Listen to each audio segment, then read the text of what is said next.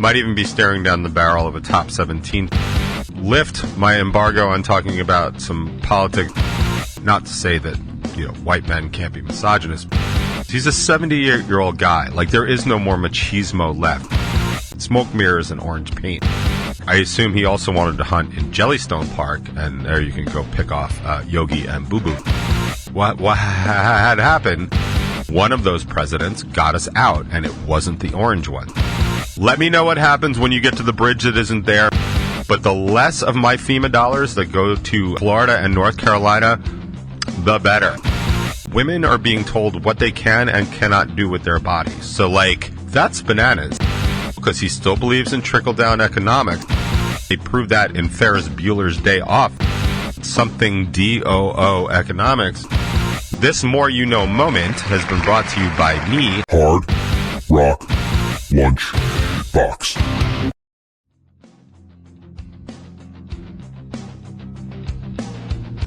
Greetings and salutations. Welcome once again, one and all, to the Hard Rock Lunchbox. And if you're watching on YouTube, of course, the top 20.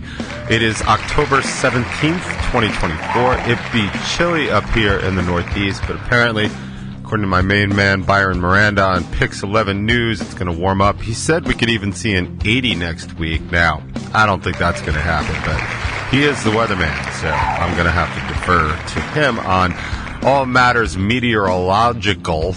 I can't believe I got that out. That's a good word. So how's everybody doing in the world? Things are getting tense. Things are getting tense out there. We're within 3 weeks till the election. It is getting a little bananas. I'm going to lift my embargo on talking about some politics just a little bit, not deep diving into anything specifically political, except for one part that could be political, but it's more, information based, which I thought was important. So it's probably going to be a short top 20. Might even be staring down the barrel of a top 17 today. Who knows? But let's start, as we almost never do, with some light housekeeping. The brand new episode of the top 20 is out today. I will admit I was definitely on a tear last week talking about FEMA's false rumors, which is what the episode is about. If you have any interest at all in some of the nonsense that's going on surrounding some of these FEMA rumors, I strongly urge you to go back and check out last week's or this week's top 20. But if you're watching this, it's last week's top 20, because I basically go through most, close to all of the ones on the FEMA rumor page. That's right.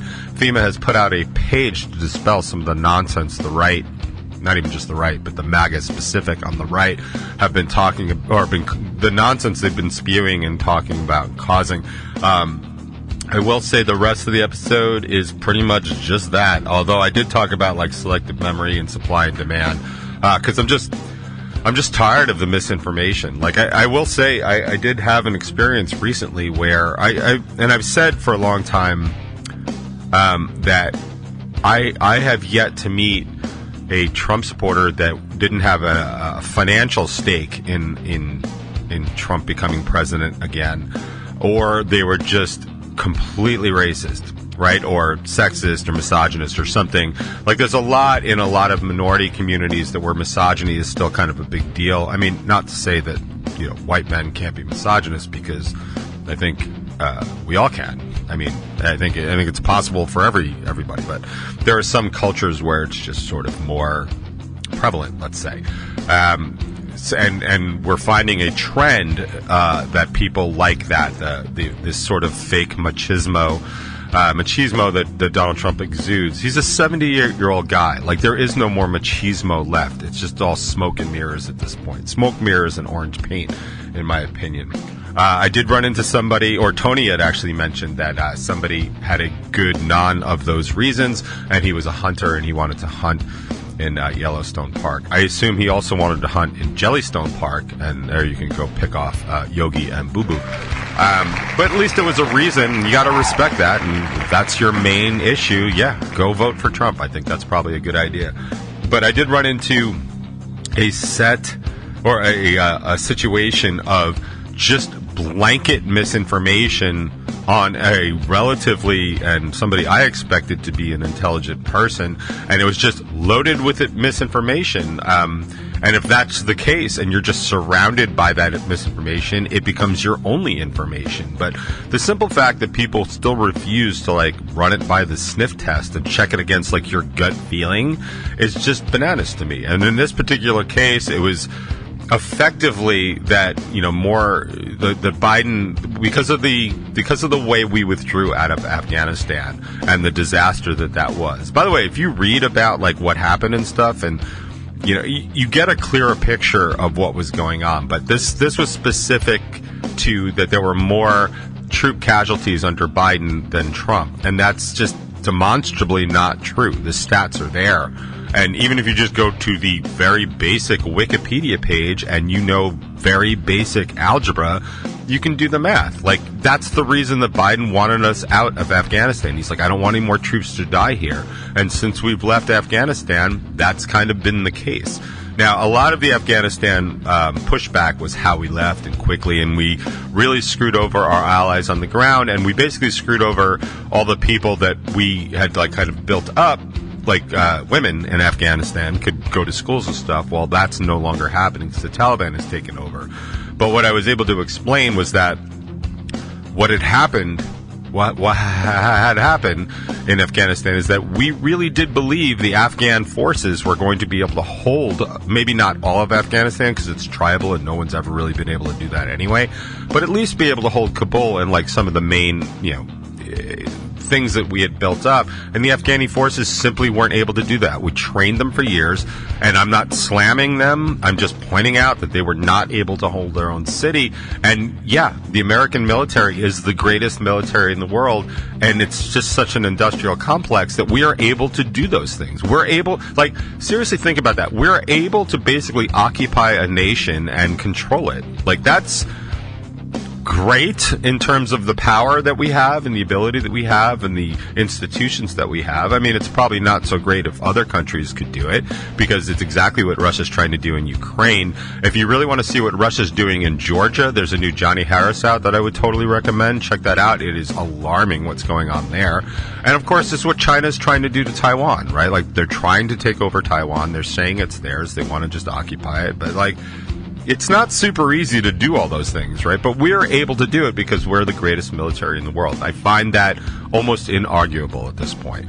And we turned it over to a lesser army, a lesser military complex to do that, and it fell. The other gripe about Afghanistan is that we left like $20 billion worth of gear there, most of which, by the Army's own statistics, was broken stuff or deprecated stuff that wasn't worth moving out. A lot of it was indeed left for the Afghani forces because they were our partners in it, and then when they got overrun, the Taliban picked up our rocket launchers and our trucks and stuff, and that was unfortunate. But it wasn't unfortunate enough for us to go back into Afghanistan and get it. We're out of Afghanistan now, and that's super important because that war is over. It was our longest war, the longest American war, and it's over now. And you can say whatever you want about Trump versus Biden on the handling of Afghanistan.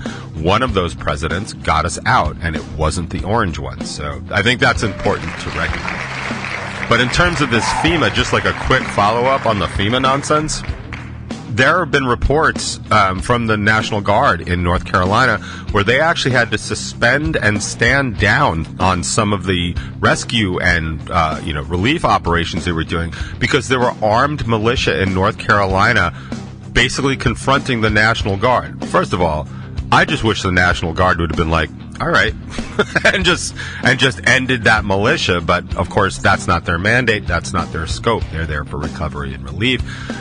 But these are people in North Carolina that believe so much of the MAGA nonsense about FEMA that they honestly think FEMA is coming to take their homes. Now, I don't know if you've been to rural North Carolina.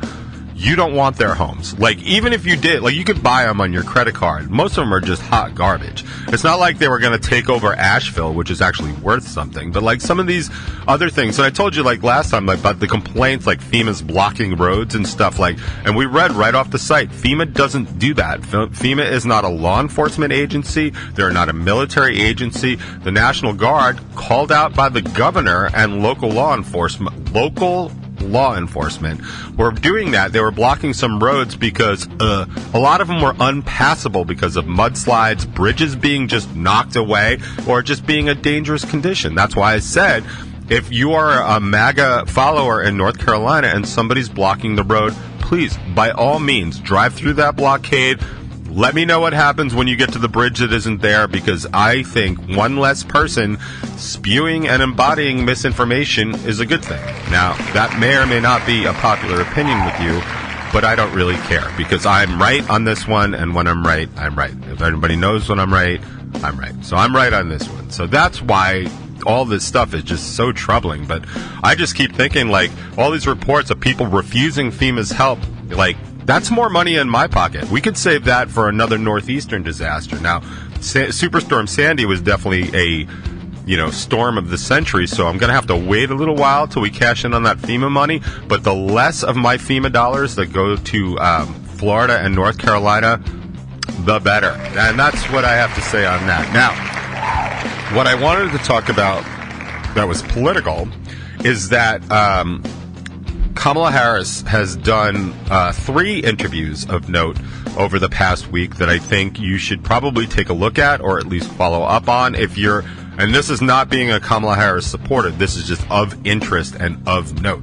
First off, Kamala Harris sat down with Howard Stern, who I think is the world's greatest interviewer, honestly, because while he does research and he has a team to do research, he asks questions that he wants to know the answer to. So if he doesn't get the answer he's looking for, he's going to press to get the answer. He is also capable, because he's such a good interviewer, of following up where that goes on something interesting, and also just having a very human conversation.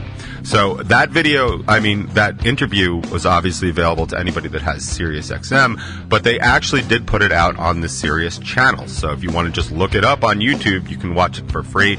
It's just over an hour. It's one of the fastest hours I've ever watched TV for. I highly, highly recommend it. I think it was good. Kamala Harris also sat down with Charlamagne the God.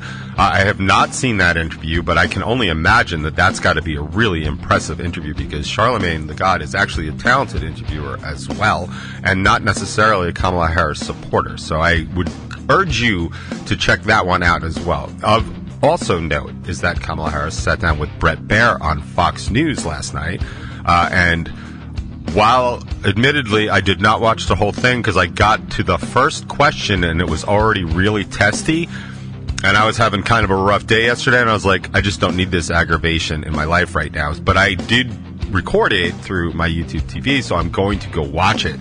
But what was, I think, particularly interesting and impressive about that is how much it pissed off former President Donald Trump, because he said that Fox News has lost their way. I think that was the direct quote.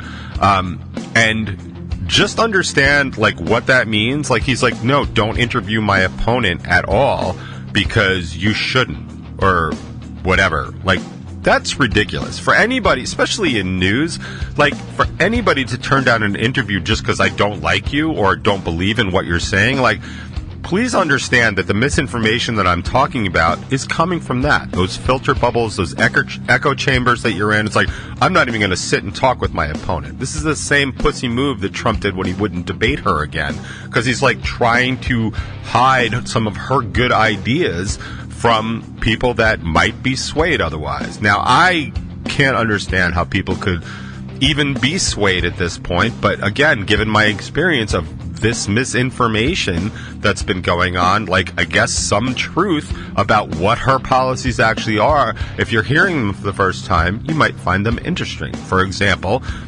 She's upping the tax credit for newborns, like when you have a new child, to $6,000 of a tax credit.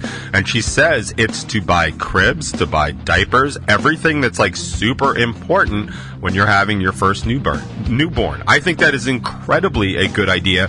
And I find it ironic that that is the kind of support you want to give people that are having children, not necessarily force 14-year-old rape victims to have children, which is most of the MAGA agenda, and going on in about 16, 17 states right now. So that's one. She's also talking about a $50,000 tax credit for starting up a new business. There's some criteria in there, so like don't just think you can go open a lemonade stand and get a $50,000 tax credit, because I think it's up to a $50,000. But like, you want to build up small businesses in this country? That's how you do it. You don't give multi-billion-dollar multinational companies tax credits. They don't need it. We went through the whole thing with AT&T the other day, or a couple of shows ago, like, so I don't need to go into that again. But that's a big deal. Like, these are big deals, right? The whole Biden infrastructure thing that everybody always complained about how much it costs, like, has raised so much money because it puts companies and American workers to work, which is what we all chip in, like with our taxes and stuff like that. It's also hugely important for basically the interstate commerce or interstate commerce, like when your infrastructure is in one piece. I know Biden had pledged that FEMA was going to pick up the entire bill for cleanup in North Carolina.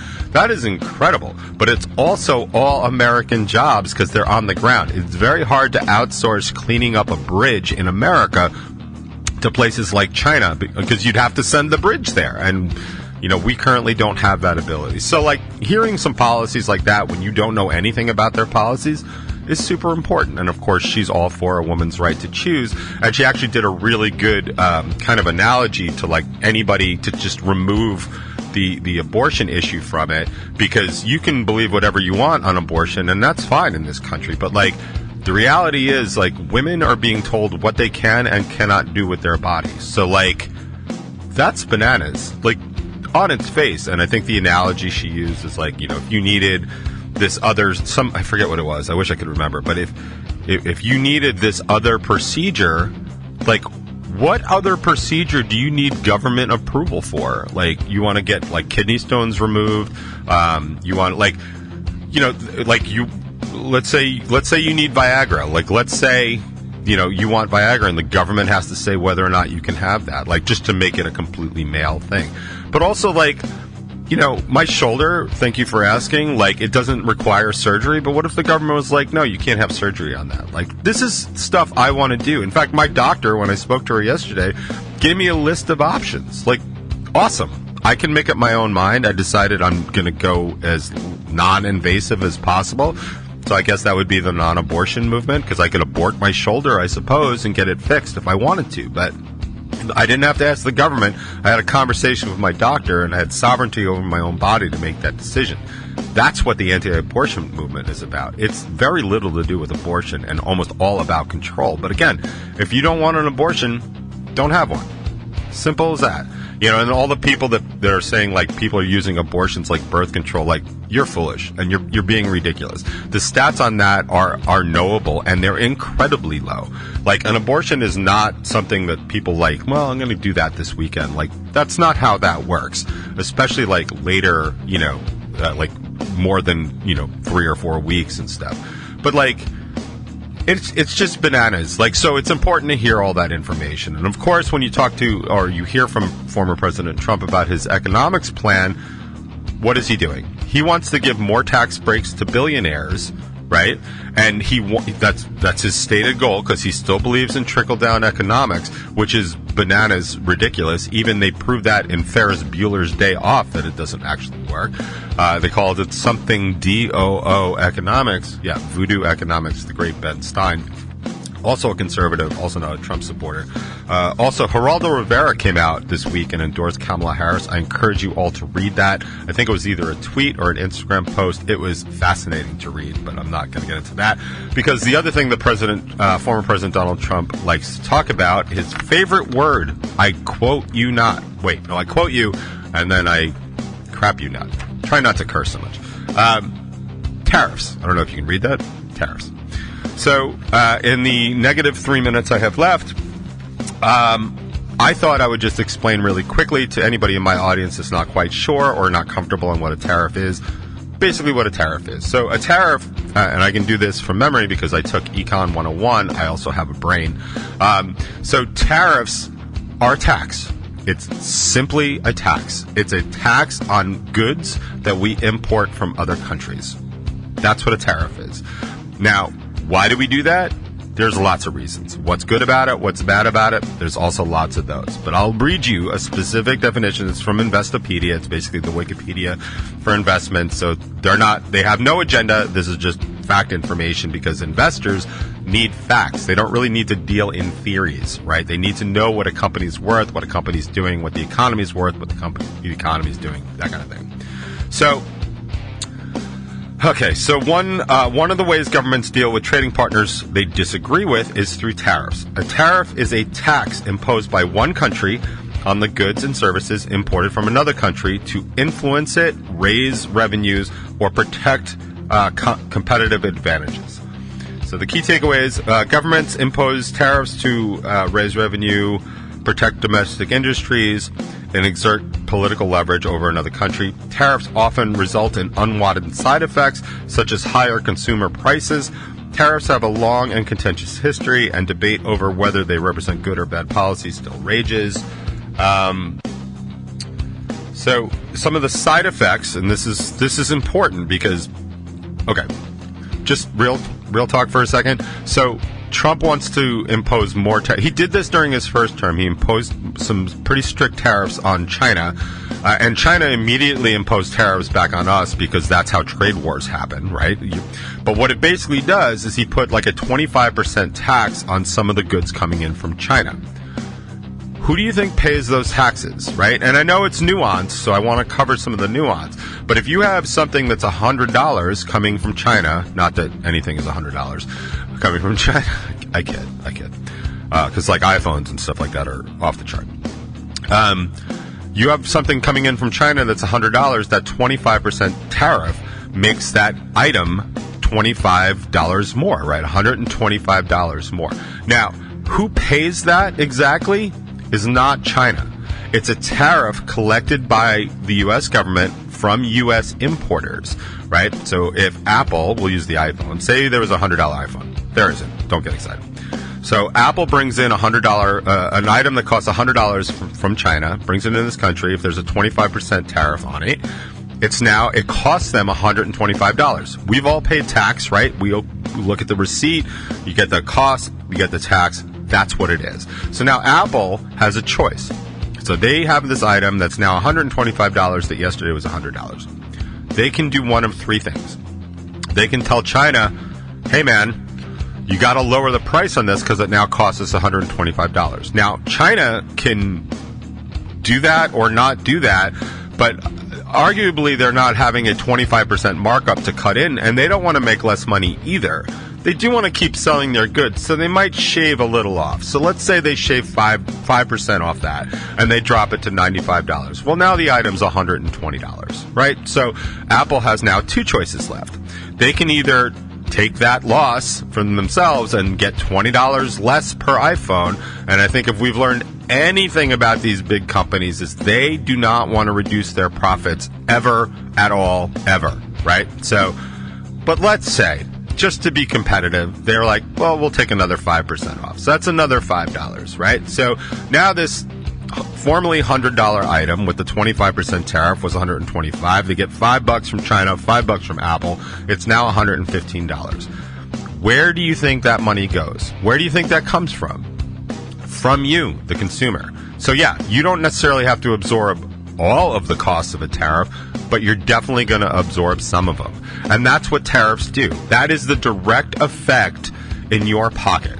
Now, do I think tariffs have a place?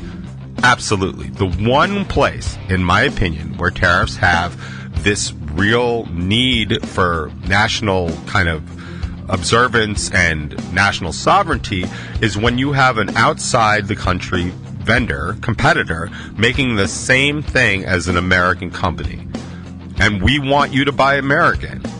That makes sense. Then you put up a tariff especially with a country like China or any place that's like violating like human right and labor laws or labor conditions, because they're able to make these things by paying their workers 30 cents a day. Well, Americans can't even compete with that, and nor do we want to. We want to pay Americans a living wage. We want them to have safe working conditions. These are American values, right? People always complain about like OSHA and unions and stuff like that, but we want good conditions for our workers. We want our workers to be happy and healthy. We want them to survive the day. Like, this is important stuff. So if you have a country that's selling stuff cheaper than we can sell it in the States, then you impose a tariff on that. Not even necessarily to punish them per se, but to level the playing field. And the one place that they used to do this was cars. The imported cars used to cost a lot more money than domestic cars. And we set out to protect Ford, Chevy, and Chrysler, the American brands, because we couldn't compete with super cheap imports from other countries. Now, that worked for a while until the international companies were like, all right, we're just going to start building these things in America, and that's why foreign cars seem so much cheaper these days, because they are. Because if you're made in America, you don't have to pay the tariff on those things. So there are ways around it. Now, it's still good because they are made in America, and that protects American jobs and all that other stuff. But at the end of the day, that money still goes to Toyota, it still goes to Subaru, it still goes to Volkswagen. You know what I mean? Like, so those things are going out, but they did serve that particular purpose to protect and preserve, at least for a while, our American auto industries. So these are all important things. But also, the other thing that people need to understand is not only are tariffs going to make things more expensive for you just on products we're importing, what happens is that those countries that we've imposed tariffs on are going to and have imposed tariffs on our goods, which means our companies in America are now having this problem where outside countries aren't buying our stuff. China is a huge importer of American goods, specifically like stuff we farm, like produce and stuff we grow. Like, they import a lot of that stuff from us. And what happened during President Trump's term is when we imposed those tariffs on China for their products, they imposed tariffs on us for our products. We actually raised something like $80 billion in extra fees from the tariffs, but Trump actually had to give $67 billion in subsidies for our American farmers because that's what they had lost over these tariffs. Now, you could argue that's a net gain of $13 billion. That's just one of the stats. There are other things that were bad about those tariffs, especially considering the trade war aspect of it. I don't know if you noticed, us and China aren't exactly the best of friends. We've gotten a little bit better under the Biden administration, but Taiwan is still a big sticking point. But these are things to consider when somebody that's running for president of the United States is basing his entire economic plan on his favorite word, and yes, he said that, tariffs. That does nothing for anybody else. It doesn't improve our economy. It only threatens our economy more, and it definitely threatens your wallet. So this More You Know moment has been brought to you by me and everyone here at the Hard Rock Lunchbox. I'm sorry I've talked way too long about something as simple of a concept as that, but 3 weeks out from the election, I think it's important to understand what one of the people that are running for the job think about tariffs and the economy, and what the other person is actually going to do to boost the economy and actually put more money in your pocket. Obviously, the choice is yours. You are free in this country to make the wrong decision. I just hope you make an informed one, and that's why I took all this time. Sorry if that bored you. Sorry if everybody already has their economics 101 degree. We can get onto some music right now. I feel like Fear the Masses is probably appropriate because they're the only people I can speak to that are probably angrier than I am about pretty much everything.